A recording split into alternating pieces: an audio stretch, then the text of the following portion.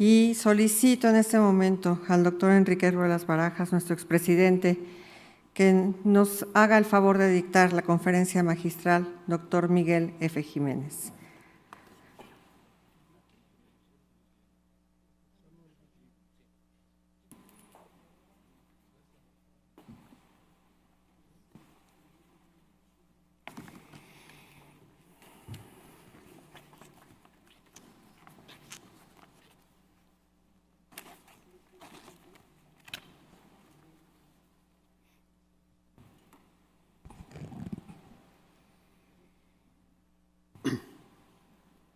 Estamos en el siglo XIX.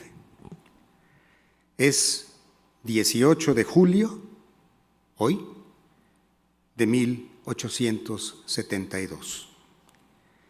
Don Miguel F. Jiménez ocupa por cuarta ocasión la presidencia de la Academia de Medicina de México, de la que fue cofundador 8 años antes, en 1864, y presidente en 1865, 1866 y 1870. Imagino esta escena. Don Miguel se ha sentado a la mesa y se dispone a comer después de atender a sus enfermos en el hospital e impartir su cátedra a los médicos que, como él, años más tarde habrán de construir la historia médica de este país. Escucha un caballo al galope que se detiene súbitamente frente al portón de su casa.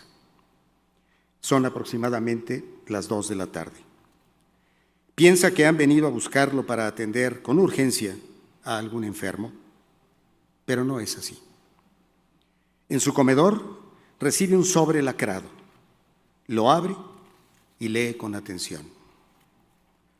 Excelentísimo maestro, es mi obligación informarle al presidente de la Academia de Medicina de México que a las 11:30 de esta mañana falleció el señor presidente de la República, don Benito Juárez. Atendiendo a mi sagrada obligación profesional y al honor que me hizo al tenerme como su médico de cabecera, estuve a su lado hasta su último suspiro y pude así tratar de aminorar su dolor y acompañar también a doña Margarita y a su familia. Le expreso el afecto de su discípulo y respetuoso amigo, Rafael Lucio. El doctor Lucio, 8 años menor que don Miguel, había sido presidente de esta corporación en 1869, habiendo sido predecesor del tercer período como presidente del doctor Miguel Francisco Jiménez. En Noticias del Imperio, Fernando del Paso imagina los últimos momentos de don Benito a través de una agonía alucinante en diálogo con su médico de cabecera y nos revela la posible última acción terapéutica para contener la evidente insuficiencia cardíaca del señor presidente. Y Benito Juárez sintió un gran dolor. Le tocó entonces el turno a un encapuchado blanco que se acercó con un lirio en la mano y con el lirio le acarició el pecho. Se dio cuenta entonces que el tiempo se había trastocado y que el alivio no había seguido al dolor, ni el dolor había seguido al fuego sobre su pecho. El dolor había sido lo primero y lo último, lo único que había sentido durante ese delirio o sueño que estaba condenado a olvidar apenas abriera los ojos. Y que lo que había y no sucedido, además del dolor, todo y nada, había durado menos que el segundo o las fracciones de segundo que pasaron entre el instante en que sintió la primera y única quemadura y el momento en que abrió los ojos, vio al médico que tenía en una mano una especie de jarra humeante, se dio cuenta que el médico le acababa de echar un chorro de agua hirviendo en el pecho y lo increpó. ¿Pero qué hace usted? ¿Que no ve que me está quemando?, le dijo. El médico le pidió perdón a don Benito y le explicó que había tenido que acudir a ese remedio violento, derramar agua hirviendo en el pecho para darle fuerza a un corazón que había casi dejado de latir y que tal vez, si fuera necesario, agregó y le abanicó el pecho, se tendría que aplicar de nuevo el mismo remedio, con el perdón y por supuesto y sobre todo con el permiso de don Benito. Así se hizo, y el corazón de don Benito latió por unas horas más, pero solo por unas horas. Benito Pablo Juárez García, presidente de los Estados Unidos mexicanos, falleció de angina de pecho y con el pecho en carne viva a las 11:30 de la mañana del día 18 de julio de 1872. Estos eran los tiempos de don Miguel F. Jiménez, a quien recordamos como un gran ejemplo para todos en esta siempre grata ceremonia de recepción a nuevos académicos desde 1967, cuando se creó la tradición de esta conferencia magistral, en la que hoy haré no un relato histórico, sino el intento de una reflexión que, reconociendo el pasado y tratando de dilucidar nuestro presente, intente ver hacia el futuro. Agradezco profundamente al doctor Germán Fajardo Dolci por esta muy honrosa invitación. Estimadas y estimados, señora y señores expresidentes, académico honorario, señoras y señores académicos a quienes el día de hoy recibimos con los brazos abiertos. Académicos todos, invitados especiales todos también. El entorno de don Miguel. En 2014, en uno de los eventos conmemorativos de los 150 años de la fundación de nuestra corporación, así imaginé a nuestros colegas decimonónicos. 1864 era un mundo de levitas, carruajes, lámparas de petróleo y antorchas para iluminar farolas. Apenas existía en este país una vía férrea de 5 kilómetros que desde 1857 permitía el recorrido de la primera locomotora. Ese invento del diablo, diría mi bisabuela, todavía al final de aquel siglo, de Tlatelolco a la Villa de Guadalupe. La Ciudad de México contaba 225,000 habitantes, el país entero 8,5 millones, y el mundo un poco más de los 1,000 millones. El inventor del cinematógrafo nacía justamente ese año, al igual que el ilustre escritor, poeta y filósofo Miguel de Unamuno, y desde Ginebra se proyectaba el Convenio de Derecho Internacional Humanitario y la emblemática Cruz Roja. En 1872, la muerte del presidente fue un hecho singular en la historia de la vida de un muy distinguido médico mexicano, que en ese día de ese año presidía la Academia de Medicina de México por 4ª ocasión. Pero no fue un hecho aislado. El doctor Germán Somolinos d'Ardois, primer orador de esta conferencia magistral, describe así otro rasgo de la trayectoria vital de don Miguel. Jiménez constituye el vínculo vivo de unión y permanencia que une todas las instituciones académicas de México, desde la primera academia de 1836 hasta la actual Academia de Medicina. Podríamos seguir hablando de Jiménez y su obra durante varias horas. Considero, dijo el doctor Somolinos en 1967, que es la representación más auténtica de la clínica médica mexicana en los primeros 50 años de su vida independiente. El doctor Jiménez fue un típico prohombre que vivió en una época deslumbrante.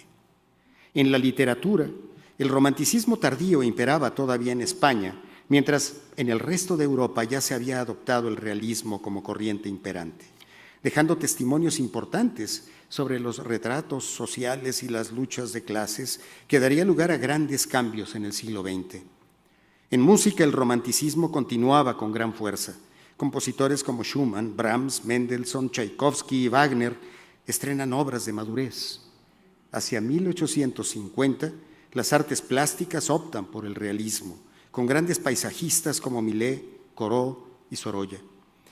Propuestas estéticas que colaboraron en la transición al impresionismo. En 1859, Darwin publicó El origen de las especies.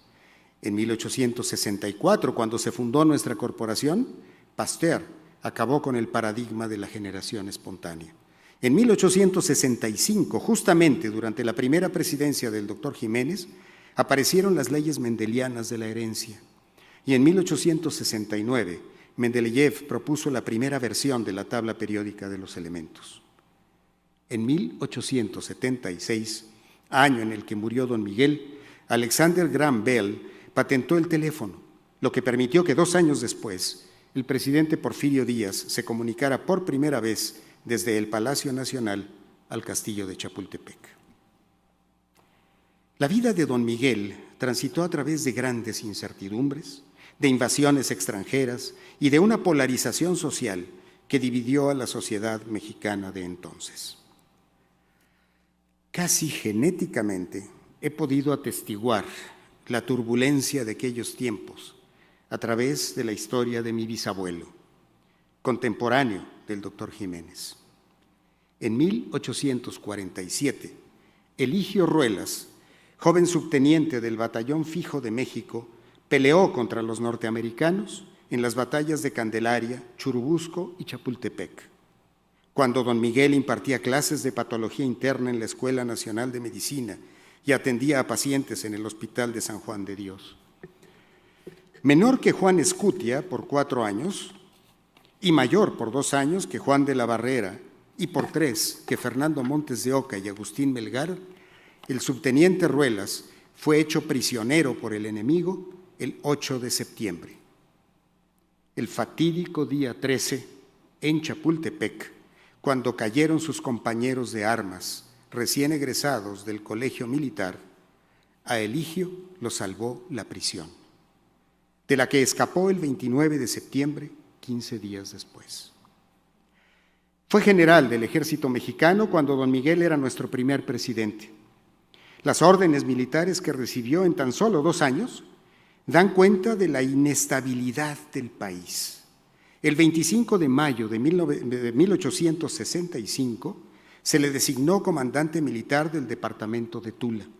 El 5 de agosto de ese año recibió la orden para que marchara a prestar sus servicios a la península de Yucatán, a donde arriba para recibir casi de inmediato una contraorden: retomar el cargo de comandante general de Tula por la amenaza de insurrección en Zimapán y Mixquihuala. Meses más tarde, ya en 1866, don Miguel presidente por segunda ocasión, el general Ruelas recibe el nombramiento como comandante militar de la Plaza de Mazatlán. Una academia forjada para perdurar. Vuelvo a mi texto leído desde esta misma tribuna. Arribamos a través de los años hasta 2014. De aquel mundo nos queda su historia. La población del planeta es ahora 7 veces más numerosa, la de este país 15 veces, y esta ciudad ha crecido en 85 veces para llegar a millones desde aquellas centenas de miles. Pero sin duda, la diferencia más deslumbrante es la del avance de la ciencia y de la tecnología en todos sus ámbitos. Cada día de este año se han publicado y se publicarán 4,000 libros nuevos, y cada mes se realizarán más de 2,000 millones de consultas a Google. Este invento, tal vez también del demonio, ubicuamente etéreo que se asemeja al Gilgamesh de 5,000 años atrás, aquel personaje de la mitología de Sumeria que todo lo ha visto, todo lo sabe, que ha recibido la merced de ver dentro de los lugares secretos y que viaja a los confines del mundo para regresar exhausto, pero íntegro. Me pregunto hoy, ¿cómo ha sido posible este periplo de casi 160 años de la Academia Nacional de Medicina de México? ¿Qué características debe tener cualquier organización para perdurar de ese modo? Acudo a Jim Collins y Jerry Porras. En 1994 publicaron un libro titulado Built to Last, traducido como Empresas que perduran. En este analizan las características de más de 30 empresas norteamericanas con más de 100 años de historia. Para merecer su pertenencia a esta lista, debían poseer, entre otras, ser ampliamente admiradas por sus pares, tener una larga trayectoria logrando impactos significativos en su entorno, ser prósperas durante largos periodos y contar con múltiples generaciones de líderes activos a través de los años. Esta academia podría haber cumplido estos requisitos. ¿Qué es lo que las caracteriza y podría explicar nuestra existencia más que centenaria?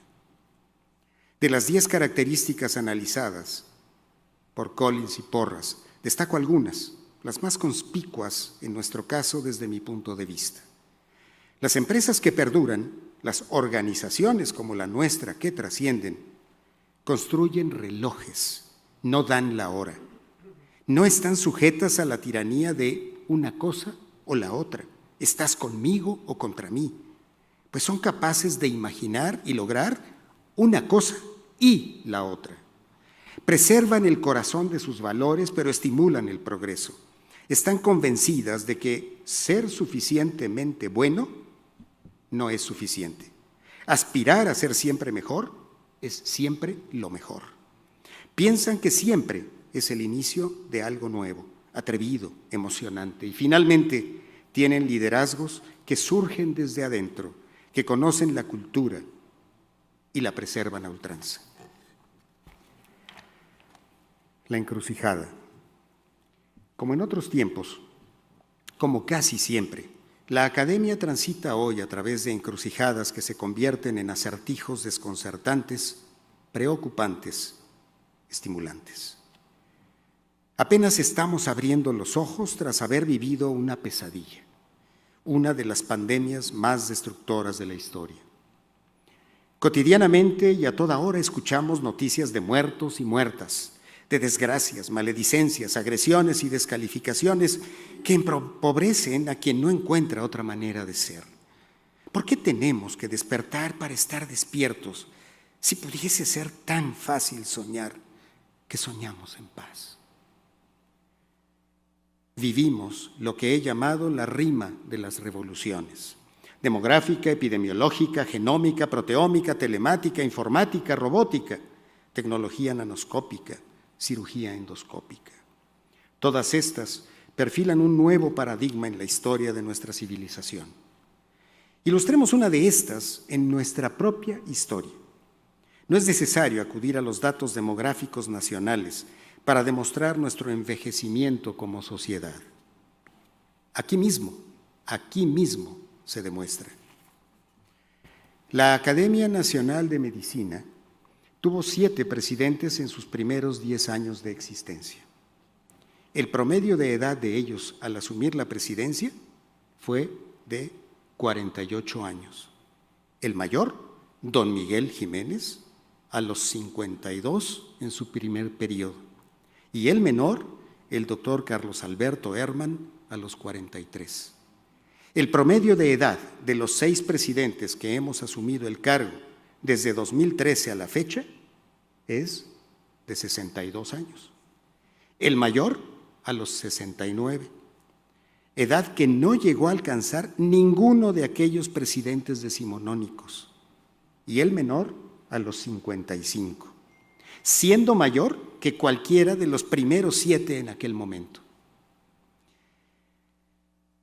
La edad promedio de fallecimiento de aquellos fue a los 58 años. En 2020, en un periodo de 7 meses, fallecieron nuestros 3 presidentes decanos entonces: Silvestre Frenk en marzo, Víctor Espinosa de los Reyes en julio y Guillermo Soberón en octubre, a los 96, 97 y 94 años respectivamente. Hoy aprovecho y rindo aquí un homenaje a cada uno de ellos, grandes mentores míos los 3 y líderes queridos y muy respetados por todos nosotros. Pero nuestra vida no solo atraviesa un enorme cambio paradigmático en la ciencia y en la tecnología, pues como sombras se ciernen sobre nuestra sociedad nuevas formas de entender el comportamiento de la humanidad, a las que muchos no estamos acostumbrados y tampoco nos gusta. Más bien nos inquieta. En la actualidad, la velocidad con que ocurren los cambios desborda no solo nuestra imaginación, sino también nuestras maneras de ser y de actuar. 3 características del mundo de hoy amenazan directa y contundentemente las maneras habituales de ser, del apego al deber ser. Las 3 son matices de la misma realidad que nos envuelve: la posmodernidad, la posverdad y la normalidad maligna. Cabe señalar que no es mi propósito analizar cada una de estas, sino esbozarlas para argumentar que los tiempos han cambiado y que las maneras tradicionales podrían haberse agotado o haber sido rebasadas. De este modo, intento provocar la necesidad de abrir la puerta hacia nuevos horizontes en consonancia con los nuevos tiempos, para estar alertas, para defender lo que debe ser defendido, para conducir lo que deba ser conducido hacia los valores que preserven nuestro espíritu, nuestra humanidad. La posmodernidad, como movimiento, se extendió desde las artes hacia la filosofía y a la ciencia. Sus rasgos y límites generales son confusos, lo cual parece congruente con su propia naturaleza. Por ejemplo, la postura sobre la carencia de autoridad y objetividad inherente a cualquier texto, según la cual cualquier afirmación puede ser falsa y verdadera simultáneamente, dependiendo del lector, en tanto que la verdad es solo una cuestión de la perspectiva de quien juzga qué es cierto y qué no. La verdad, entonces, pierde su valor universal y de esta manera la realidad puede ser múltiple. Butler describe estos rasgos de una manera inquietante. En nuestra sociedad de la información, paradójicamente, la mayoría de la información no debe ser creída. La actitud posmodernista es, por consiguiente, de sospecha que se acerca a la paranoia. De esta manera, la posmodernidad es el mejor medio de cultivo para sostener que es posible hacer y decir cualquier cosa sin consecuencias negativas para quienes lo hacen y que anteriormente pudiesen haber sido considerados como infractores. Prácticamente, sin darnos cuenta, hemos entrado en la era de la posverdad o mentira emotiva, definida como una distorsión deliberada de una realidad con el fin de crear modelos de opinión pública e influir en las actitudes sociales, en la que los hechos objetivos tienen menos influencia que las creencias personales. Este concepto ha sido tan utilizado en los años recientes que el diccionario Oxford lo catalogó como palabra del año en 2016. Esto no es casual. Baste mencionar el término Brexit para encontrar un excelente ejemplo del manejo de la información en la era de la posverdad. Hoy en México, hoy en este país, podríamos encontrar muchos ejemplos más. Si el posmodernismo ha sido el caldo de cultivo para la era de la posverdad, la normalidad maligna es su ariete. Lifton define la normalidad maligna como la aceptación gradual de mentiras por un público inundado de falsedades tóxicas que de esta manera pasan a ser normales. Así, los límites para mentir se expanden, mientras que los límites de lo ético se rompen para entrar fácilmente en el territorio de lo que hasta ahora era considerado como no ético. En este contexto, es posible transgredir las normas que sustentaron anteriormente los comportamientos considerados como aceptables y adicionalmente es posible hacerlo sin consecuencias negativas. Este es el punto en el que el ilusionismo, sofismas hábilmente tejidos a través de una retórica no ética, se encuentra con el cinismo. Así pues, si no se cree la realidad que alguien describe, es problema de la realidad, porque es falsa. De esta manera, existe una realidad alternativa que es tan válida como la original. No hay duda de que ahora es posible interpretar la realidad como se quiera, mentir sin enfrentar consecuencias y hacerlo cada vez más descaradamente y con altísimas posibilidades de ser exitoso sin parecer cínico, pues lo que antes era considerado como malo puede ser ahora normal para muchos. Estas son quizá 3 de las más conspicuas características del entorno en el que nos esforzamos por cumplir y hacer cumplir el deber ser, y hacerlo de manera transparente ante la sociedad. Este es el tormentoso mar por el que navega la embarcación de la ciencia y de la política, de la vida cotidiana y de las experiencias trascendentes del hombre. Agreguemos ahora solamente algunos conceptos que basta mencionar para crear fascinación y preocupación en esta encrucijada. Teoría de caos o de sistemas adaptativos complejos. La realidad ya no puede ser vista como un fenómeno lineal. Las interacciones liberan propiedades emergentes de los sistemas. No entendemos los fenómenos de hoy como pensábamos que los entendíamos antes. Para muchos parece que todavía no entendemos que no entendemos. Hipercomunicación, que inquietantemente hace pensar que la instantaneidad hará que pronto el futuro arribará antes que el presente. La realidad virtual y la realidad aumentada, que, vuelvo a la disquisición anterior, propicia que se pierdan los límites entre lo que es y lo que creemos que es y tal vez no sea. ¿O sí?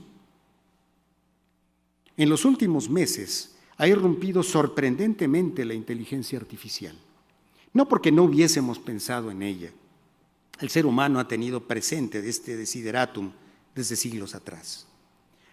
Entre las atracciones de feria y los prodigios creados para la recreación de los nobles y las cortes, circulaban algunos raros casos de autómatas auténticos. Estos mecanismos eran obra casi siempre del ingenio de los maestros relojeros, afincados en las cortes reales de la época, como Juanelo Turriano en la corte de Carlos I y Felipe II. Sus creaciones eran auténticas maravillas de las artes mecánicas y tomaban diversas formas: pájaros cantores, monos u otros animales y también androides, es decir, autómatas que imitaban el cuerpo humano o alguna de sus partes, además de sus funciones y movimientos. Un tipo muy peculiar de androide eran las cabezas parlantes, lo que pudo dar lugar a la aventura de la cabeza encantada, a la que se dedica el capítulo 62 del Quijote, que trata de la aventura de la cabeza encantada con otras niñerías que no pueden dejar de contarse. En él, don Antonio presenta a Sancho y a don Quijote una cabeza de bronce asentada en una mesa de jaspe de una sola pata, de la cual asegura: esta cabeza, señor don Quijote, ha sido hecha y fabricada por uno de los mayores encantadores y hechiceros que ha tenido el mundo, que creo era polaco de nación y discípulo del famoso Escotillo, de quien tantas maravillas se cuentan, el cual estuvo aquí en mi casa y por precio de 1000 escudos que le di, labró esta cabeza, que tiene la propiedad y virtud de responder a cuantas cosas al oído le preguntaren. Las cabezas parlantes estaban a caballo entre la mecánica y la magia. Se creía que hablaban y aconsejaban a sus dueños y tenían la notable capacidad de predecir el futuro. Hay noticias de ellas desde el siglo XIII en el mundo árabe y gozaron de una amplia difusión en el siglo XVI y XVII. De ahí que Cervantes tuviera noticias de ellas o incluso que se haya topado con alguna en sus adivinanzas, en sus andanzas y peripecias. Pero hoy, la inteligencia artificial, las cabezas parlantes, han llegado de verdad. Ya no son solamente sistemas algorítmicos que asisten al médico para lograr mayor certeza y precisión en diagnósticos y tratamientos. Este ser, o lo que sea la inteligencia artificial, que arribó de manera tan conspicua al final del año pasado, ChatGPT, parece haber sido un oráculo traído de Delfos al mundo contemporáneo. Escribe mejor que cualquiera y aprende. De la mano de la realidad virtual hablará mejor que cualquiera, se comunicará mejor que cualquiera. No puede ser, no será. ¿A cuántas cosas nos hemos resistido los seres humanos hoy? Y ya son. Ya existen. ¿Qué será de la muerte cuando alguien preserve su voz, su imagen, su inteligencia, para que pese a que ya no exista, pueda seguir consolando, aconsejando y, ¿por qué no?, hasta molestando a los vivos? o dando consulta a pacientes que confíen más en ella que en la doctora del consultorio real. Hoy, este invento nuevamente diabólico, como los que he mencionado antes, podrá muy pronto semejar a un médico en una pantalla de computadora, indistinguible de uno real, y dar una consulta y ser o parecer un experto, pero más importante aún, comportarse de manera más amable, más empática, con una voz cálida, preseleccionada, por cierto, más humana que un médico humano. Por desgracia, o tal vez por fortuna, hoy no podemos cerrar categóricamente la puerta a esta posible imagen de un futuro que parece que puso ya el pie para que no se cierre la puerta. Como con la inteligencia artificial, hemos de considerar también la necesidad imperiosa de aprender más sobre cómo crear salud, y no solo sobre aquello que produce la enfermedad. Es menester abrir la puerta también a la salutogénesis, no porque haya que descartar los conocimientos acumulados a través de los siglos sobre la patogénesis y seguirlos enriqueciendo, sino porque sabemos muy poco de cómo crear salud y seguimos insistiendo en descubrir opciones de prevención y curación bajo un paradigma que parece agotarse para enfrentar, por ejemplo, obesidad o diabetes. ¿Habrá que crear sistemas de salud duales? Sistemas en los que existan campos de conocimiento y ejercicio profesional complementarios, uno para prevenir y atender enfermedades con la mayor calidad posible y otro para crear salud, con profesionistas que no pueden ser siempre los mismos, médicos y enfermeras. Descubramos a otros, formemos a otros, inventemos un nuevo paradigma. Esta es otra puerta que debemos abrir cuanto antes y explorar para actuar responsablemente. Lord Nigel Crisp, exdirector del National Health Service de Inglaterra y actualmente miembro de la Cámara de los Lores del Parlamento británico, expresa muy bien esta idea en el título del libro más reciente que ha publicado. Health is made at home. Hospitals are for repairs. La salud se hace en el hogar. Los hospitales son para reparaciones. De esta manera, los sistemas de salud podrán crear valor, verdadero valor para las personas, para las comunidades, para las poblaciones, entendido como el logro de la mayor salud y calidad de vida posibles para una población, con la mejor experiencia para las personas cuando son atendidas por un sistema de salud de alta calidad en relación con el costo de servicios que no solamente los curen, sino que los hagan más saludables individual y comunitariamente.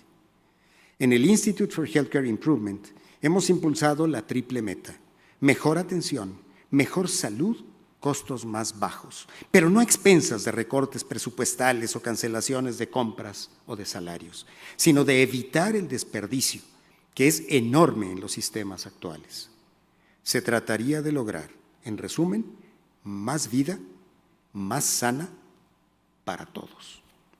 Esta academia, bajo el liderazgo de su presidente, realizará un congreso internacional con este propósito, hacia un sistema de salud basado en valor, en enero de 2024.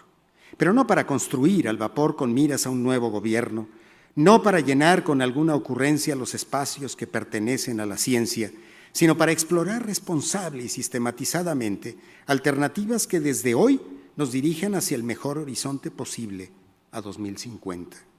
Ver hacia mañana, pero empezando desde hoy.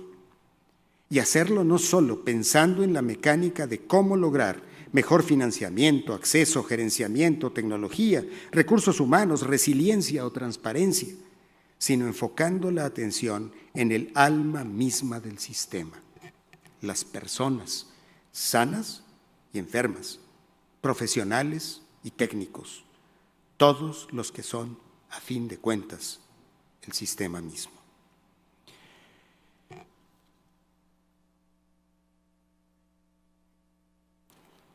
Y todo ello, porque no tengo duda, debemos ser cada vez más humanos con los humanos y entre los humanos. Pero esto exige acabar con las confusiones. No usamos otro término que diabetes para saber qué es la diabetes, o el término infarto del miocardio para definir el infarto del miocardio. En cambio, usamos atención con humanismo, atención humanista, atención humanizada, atención personal, atención personalizada, para hablar de lo mismo. Pareciera que todos sabemos lo que queremos decir, pero en el fondo existe una gran confusión. Lo he demostrado fehacientemente. Llamemos a las cosas por su nombre: atención humana, definida como aquella atención honesta, amable, confiable y respetuosa que crea confianza, que considera al otro como una persona plena y lo protege de daños que pudiera recibir. Por todo lo anterior, deberíamos enfocar también en este sistema uno de los mayores desafíos, muy poco atendidos: la equidad. La primera línea del libro del doctor Sir Michael Marmot, The Health Gap, The Challenge of an Unequal World, la brecha de la salud, el desafío de un mundo desigual, a quien hoy nos honra recibir en el seno de esta academia, es más que elocuente. ¿Por qué tratamos a las personas y las regresamos a las condiciones que los enfermaron? Epílogo. Estos son algunos cuantos signos del concepto de vida líquida que nos ha legado Bauman: inacible, dinámica, fluidamente vertiginosa, intrigantemente fascinante y desafiante. ¿Qué debe ser esperado de la Academia Nacional de Medicina de México en esta encrucijada? De quienes hoy se incorporan a su membresía, de todos los académicos. Puedo resumirlo en una palabra: liderazgo. Pero, ¿qué debe ser esperado de un líder?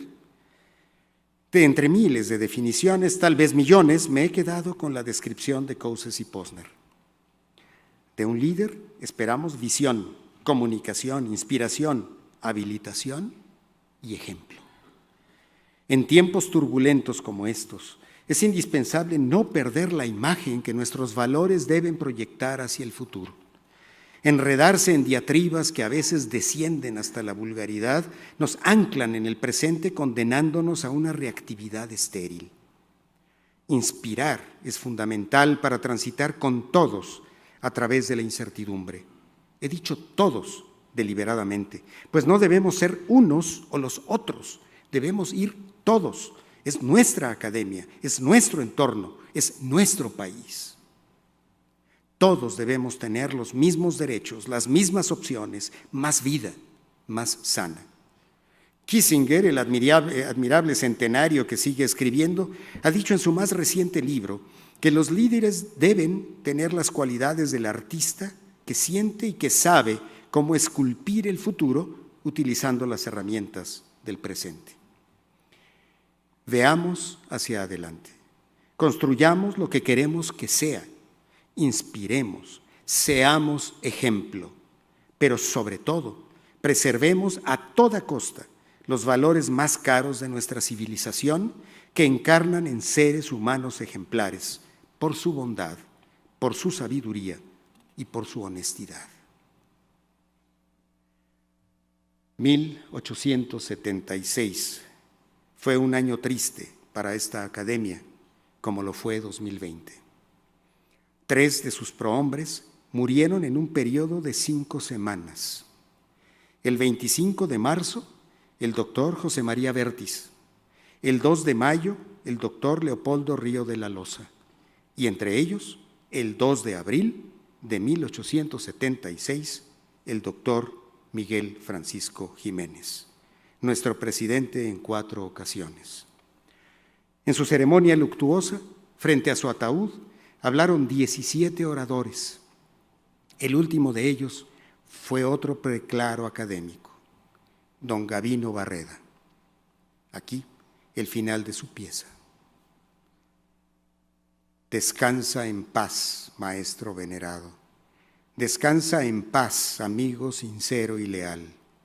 La historia, en nombre de la ciencia, viene por nuestra mano a colocar sobre tus sienes la corona de la inmortalidad. Tu nombre permanecerá siempre rodeado de la aureola de la verdadera gloria. Los progresos que te debimos permanecerán. La semilla que sembraste fructificará y los frutos aumentarán los timbres de tu gloria. Descansa en paz. Goza ya de tu recompensa. Esta ceremonia en la que ingresan nuevos colegas de don Miguel en este recinto ante su retrato es una muestra más de esa recompensa. Mi felicitación y bienvenida a cada uno de ustedes. Su liderazgo académico nos enriquecerá como la vida de don Miguel ha iluminado nuestra historia. Mi agradecimiento reiterado, señor presidente, por el honor que me ha conferido. A todos ustedes, por haberme escuchado, muchas gracias.